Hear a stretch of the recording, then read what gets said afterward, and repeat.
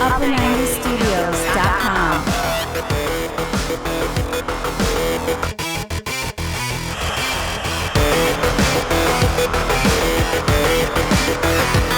Hey, what's up guys? Welcome back to the channel. That's my favorite intro for the weekly videos and I hope you like it. The song's called Battlebound. It has a deep breath that I recorded on this microphone. And the biggest breath I took this weekend was when Haaland was subbed off because he was on a hat trick. 55 points game week 1, 2 points below the average. Both Liverpool defenders blanked, 4 goals for Tottenham and none for Kane. I've got the game week 1 review in a completely new format. What is it that I do when I first load up my team at the end of the game week? You're going to see exactly how my brain works as I create my plan for game week 2. A below average score is not the problem. What's important is knowing what to do next. There are some weeks where I'm left with more questions than answers, and that's not this week. I watched a ton of games, extended highlights, and I read post-match articles from sources I trust. I'm not making decisions in the dark. I'm looking at the performances and assessing whether a player deserves to stay in my team. If he doesn't, what are my options? So here we go, game week 1 review. I load up the team and I'm thinking about priorities. And the biggest question is Harry Kane, 2 points.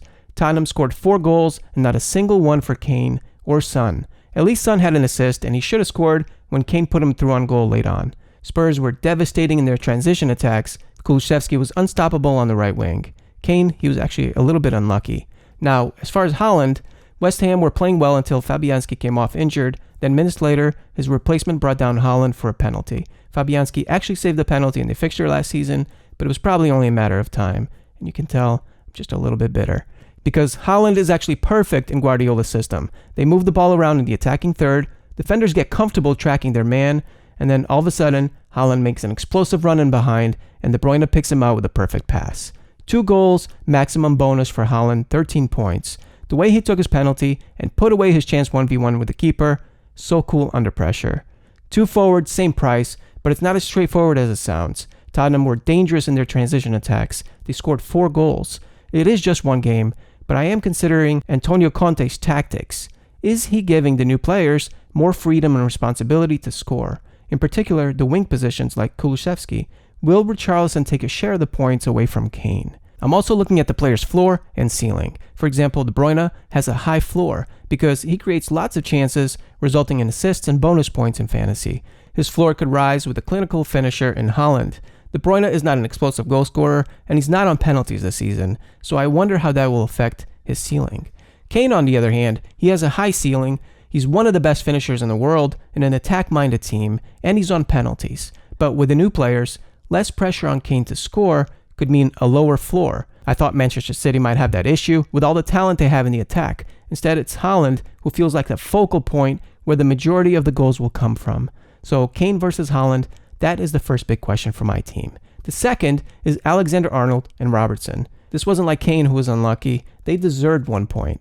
Was this a one-off game? Can we expect a response at Anfield game week 2?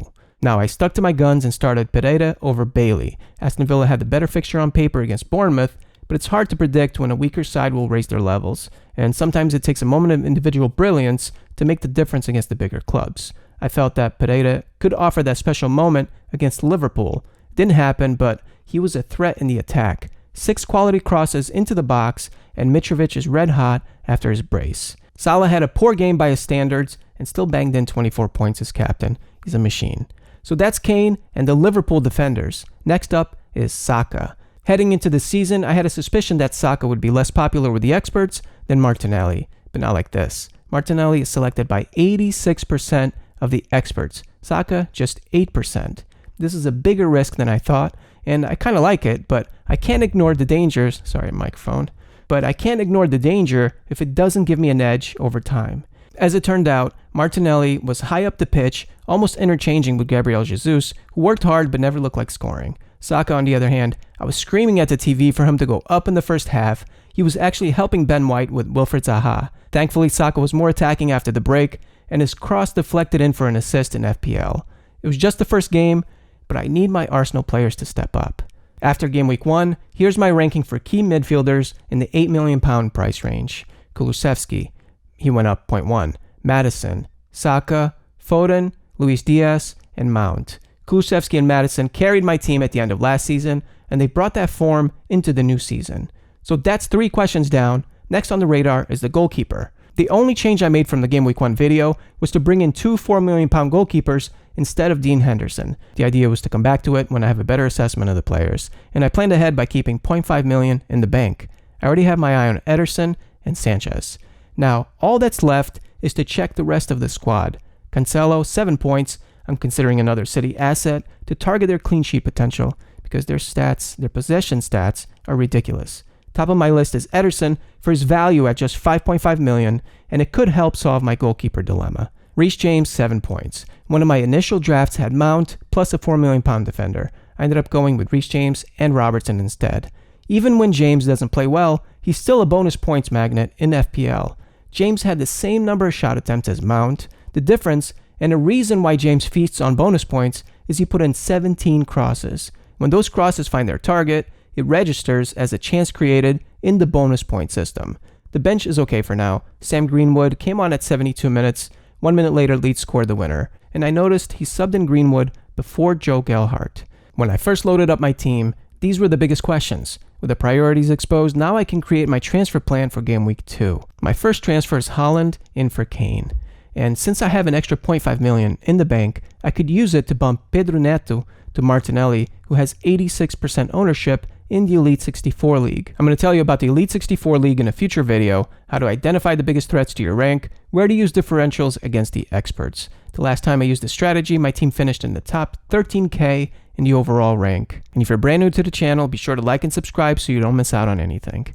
Neto to Martinelli would mean 3 Arsenal attackers, and I'm not sure about that at the moment. I could also do Martinelli instead of Saka, which would allow an upgrade in other positions. But for now, I'm sticking to the original plan to use Saka as a differential. And despite the blank Game Week 1, Neto earned another chance at home versus Fulham Game Week 2. And I already have a few players in mind on my watch list. Darwin Nunez, he's one of them. 9 points. I'm a Benfica fan. I can remember as a little kid, my dad brought my brother and I to the game. It was 120,000 fans. It was against Porto. It's a huge rival. And when I first walked in, the sounds of all those people screaming at the same time is something I'll never forget for the rest of my life.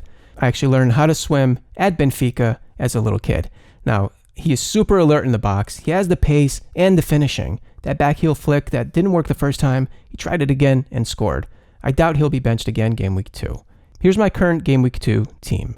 Haaland straight in, and I expect an instant response from the Liverpool defenders. Don't forget that I always post my final team on the blog at upper90studios.com. Click the fantasy tab at the top.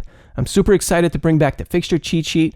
I'm going to show you exactly how it works and where to get it once it's ready. Any product I put out is something I use in my own strategy, so it has to be strong. The first step is to watch the games so you're not making decisions in the dark. Next, load up the team and identify the biggest problems. Focus on performances over points because points can be misleading. And I'm always happy to rate your team, good or bad. Let me know your scores. Thank you so much for the love and support, all the likes and subscribes. Be sure to leave your comments and thoughts below, and I wish you big green arrows Game Week 2. So that's going to be a wrap for today. Stay tuned for my next video. If you like my music, all my songs are free on the website. See the link in the description. U90 Mini League. Good at FPL? Join U90 Mini League for a chance to win. Be sure to follow at Upper90 Studios on Twitter, Facebook, or Instagram, where you get an inside scoop before YouTube. And if you're brand new to the channel, be sure to like and subscribe and turn on your post notifications because this season is going to be epic. Don't forget to subscribe to our email list and get your free fixture difficulty cheat sheet. Click the fantasy tab at upper90studios.com. Thanks for watching. See you soon.